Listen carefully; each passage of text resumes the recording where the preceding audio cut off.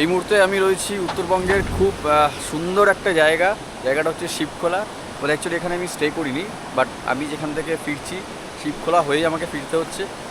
আর একবার দৃশ্যটা দেখাই। এই হচ্ছে দৃশ্য, এই যে নিচ থেকে বয়ে যাচ্ছে শিবখোলা নদী। আমি গত বছরও এসেছিলাম, এই সেপ্টেম্বর মাস নাগাদই এসেছিলাম, কিন্তু একটা জিনিস যেটা ডিফারেন্ট মনে হচ্ছে যে নদীর যে জলটা না, এটা অনেকটাই ঘোলা লাগছে। কিন্তু গত বছর আমি যখন এসেছিলাম নদীর জলটা এতটা ঘোলা ছিল না, তখন মোটামুটি পরিষ্কার ছিল, আমরা নেমে স্নানও করেছিলাম। এই জায়গার ওয়েদার খুব বেশি মানে ঠান্ডা না, কিন্তু এই নদীর জল কতটা ঠান্ডা সেটা এই নদীর জলে যারা নামবে তারা বুঝতে পারবে।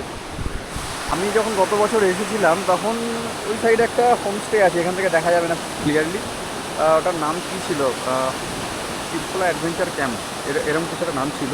ওইখানে ছিলাম আর ওখান থেকেই স্নান করেছিলাম নদীতে, দুর্ধর্ষ এক্সপিরিয়েন্স ছিল।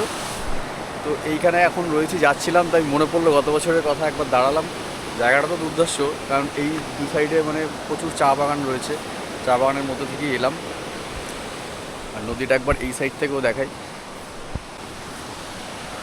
এই যে নদীটা চলে যাচ্ছে, আর ওই সাইড থেকে আরেকটা আসছে, আমি জানি না ওটার নাম। তো এই হচ্ছে ব্যাপার। আর এই যে বাইকটা রয়েছে এখানে, বাইকটা দুর্দান্ত সার্ভিস দিয়েছে।